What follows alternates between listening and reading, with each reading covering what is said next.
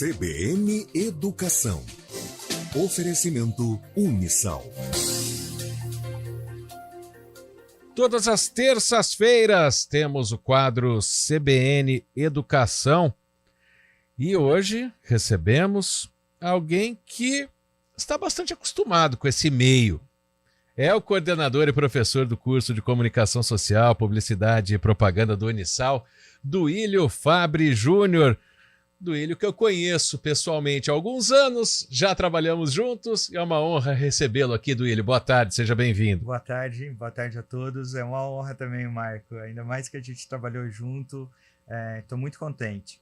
E quando a gente fala de comunicação hoje, Duílio, a gente tem que trazer muitas situações, né? Porque hoje todo mundo é um comunicador, mas a gente tem que entender a necessidade de se estudar a comunicação para que a gente possa ter bons resultados, porque a gente possa ter bons comunicadores, já que hoje em dia o que a gente menos tem é uma cultura de paz, né?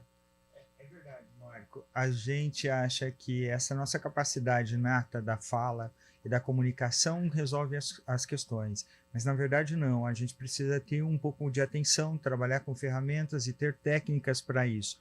Por quê? Porque se antes a comunicação era feita pelo emissor e pelo receptor, hoje a gente já compreende que, na verdade, ela é feita por interlocutores. O que significa isso? Que o meu enunciado, o que eu falo, na verdade, vai trazer uma série de discursos, não é, que não estão explícitos na fala. Então, isso é fruto do nosso atravessamento ideológico. Quando eu falo assim, poxa, está chegando o verão, você pode pensar num verão do baiano, do Nordeste. Eu posso pensar no verão da redinha, não é, do suco. E essa diferença, né, no ponto de vista da visão é que pode causar distorções e a partir daí trazer conflitos, não é? E bota conflitos nisso, né? Eu queria que você falasse para mim, ao vivo aqui o recado, pode entrar, Bolacha, para ajeitar aí.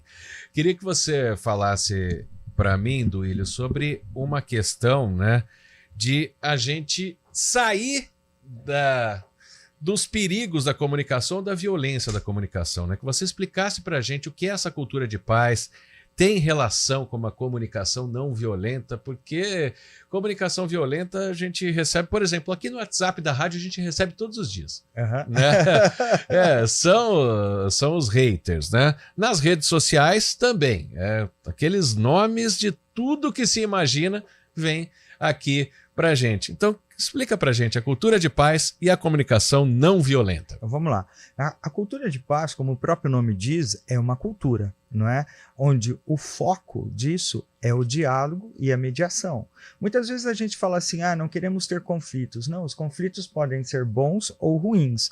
É a forma como nós vamos resolvê-los é que vai nos dar um resultado ruim ou um resultado bom.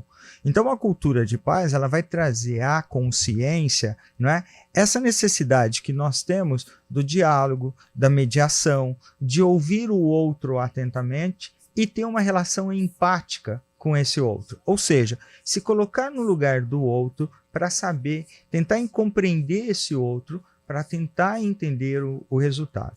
Né? A comunicação não violenta entra aí como uma ferramenta desta cultura, não é? Onde eu vou ter um cuidado maior, já que nós estamos falando de diversidade, de diálogo igualitário, de empatia, de democracia.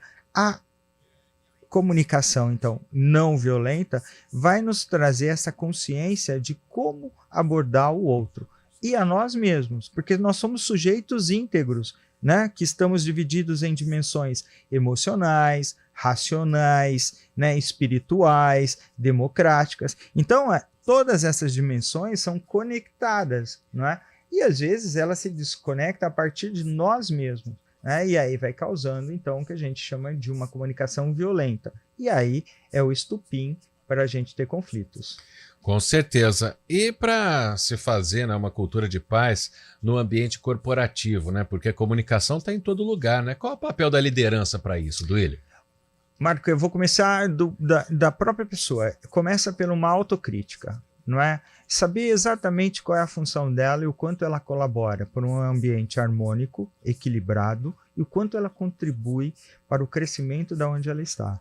Então, começa do sujeito, não é? Porque muitas vezes eu posso falar assim, tal pessoa falou bom dia e sorriu para o outro. Ele gosta mais dela, ele gosta mais dele. Não tem a ver, não é?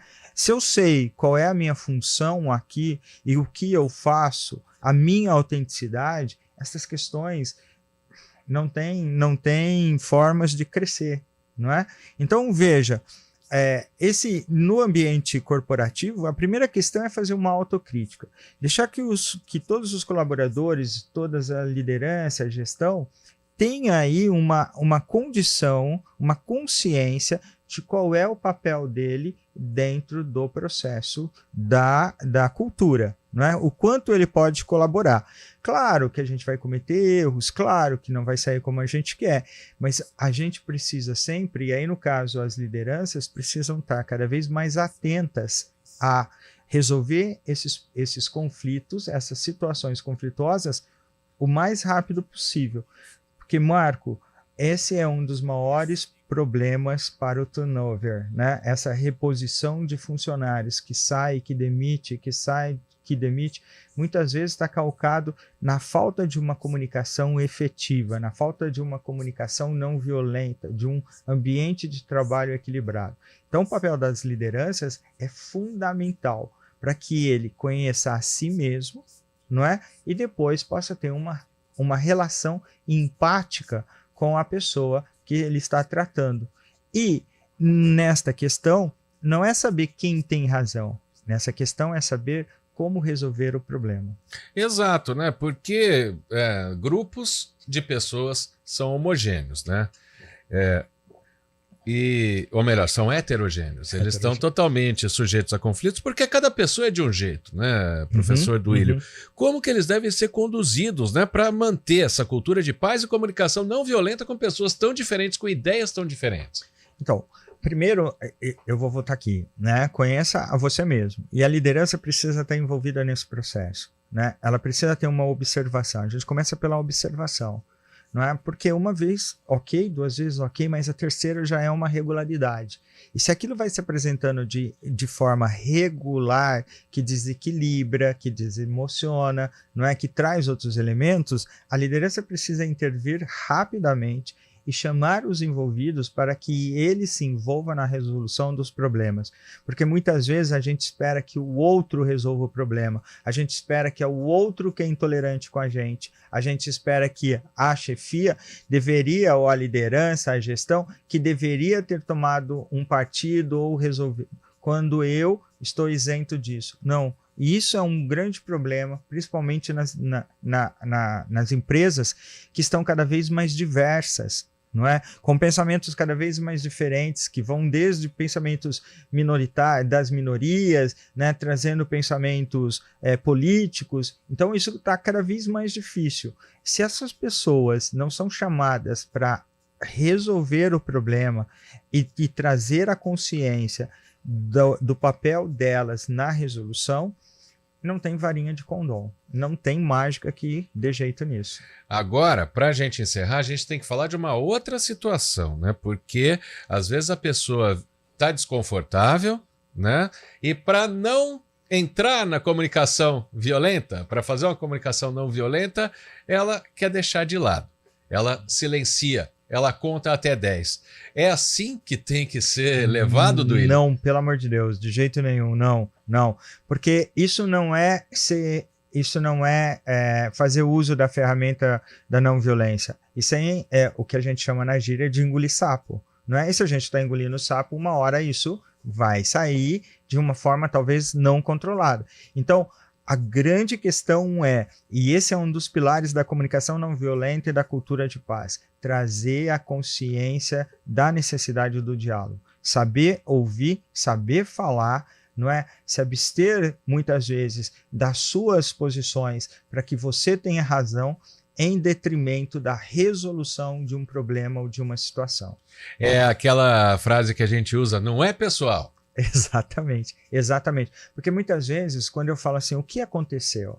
Alguém vai descrever, aconteceu porque tal pessoa, aconteceu porque aquilo não estava bom. E nunca assim, né? Olha, a máquina parou. Eu só quero saber que a máquina parou e quais são os problemas. Eu não quero saber quem foi o último a usar, quem foi que sentou em cima da máquina, quem foi que derrubou comida em cima da máquina. Quando eu peço para você qual é o problema da máquina, a máquina parou. Ela estava ligada, fizemos testes, ela não funcionou. A gente não consegue, a gente está perdendo a capacidade de fazer uma descrição do que é importante, né? Que é a descrição do fato. A gente já carrega, né, com as nossas visões, com as nossas emoções, para poder descrever algo que é puramente técnico. Perfeito. Uma aula aqui para os mais diversos segmentos, o relacionamento interpessoal, cultura organizacional, são base para a eficiência das equipes e para o sucesso dos negócios. Isso é comunicação não violenta e cultura de paz. Professor Duílio Fabri Júnior, coordenador e professor do curso de Comunicação Social, Publicidade e Propaganda do Centro Universitário Salesiano de São Paulo, Unisal. Duílio, muito obrigado por ter vindo. Para quem pegou a entrevista, como eu já trabalhei com o Duílio, eu tenho um pouquinho de dificuldade de chamá-lo de professor, mas que deu uma aula e das melhores deu. Muito obrigado, viu, Duílio, pela presença. Marco, obrigado. É um prazer estar aqui e estou à disposição sempre. Obrigado. Agora 3 horas e 27 minutos. Temos intervalo? Temos intervalo. Vamos lá.